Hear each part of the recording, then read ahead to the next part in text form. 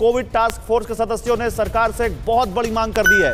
Covid task force ने सरकार से कहा है कि संक्रमण की चेन तोड़नी है तो देश में एक बार फिर कंप्लीट लॉकडाउन लगाया जाए।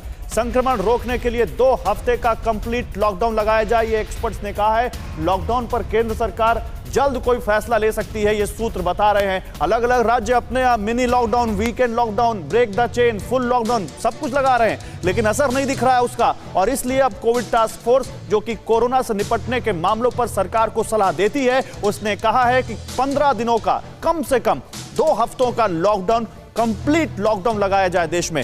मई के आखिर तक दूसरी लहर की पीक आने की आशंका है, यह कहा है कोविड टास्क फोर्स ने। और कहा कि लॉकडाउन नहीं लगा तो रोज 5 लाख से ज्यादा नए केस आ सकते हैं, जो बहुत बड़ा नंबर होगा। लॉकडाउन से कोरोना संक्रमण पर रोक लगने की उम्मीद है, यह कहा है कोविड टास्क फोर्स ने। और वैक्सीनेशन प्रोसेस को और तेज करने के लिए और रैंप अप करने के लिए उन्होंने कहा है कि जल्दी से जल्दी आप इसको तेज करिए ताकि समय मिलेगा आपको कोरोना से निपटने में। Doctor Anshuman, Covid task force की इस बात से सहमत हैं?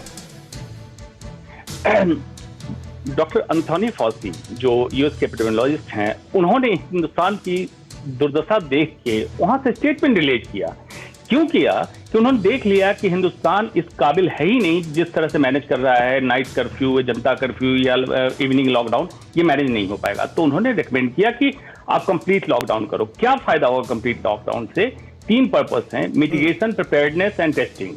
तो आप इसकी अल्पीकरण कर लोगे, जिस रफ्तार से बीमारी संक्रमित लोगों की संख्या बढ़े, इसको धीमा कर लोगे, तैयारी कर लोगे और टेस्टिंग बढ़ा लोगे ताकि जहां मैक्सिमम संक्रमित लोग हैं उनको कंटेन कर सकें। लेकिन कर लो, पिछले साल भी ये नहीं किया, लॉकडाउन कर लिया, लेकिन लॉकडाउन का जो पर्पस था वो फुलफिल नहीं हुआ। नहीं, लेकिन इस बार सवाल और लॉकडाउन एक चश्मे से ऐसा देखते हैं। मैं आपकी बात से आपकी बात का रिस्पेक्ट करता हूं कि ठीक है लॉकडाउन लगना चाहिए, लेकिन आप जो बाइडेन के टॉप एपिडेमियोलॉजिस्ट की बात कर रहे हैं, सलाहकार की बात जिनकी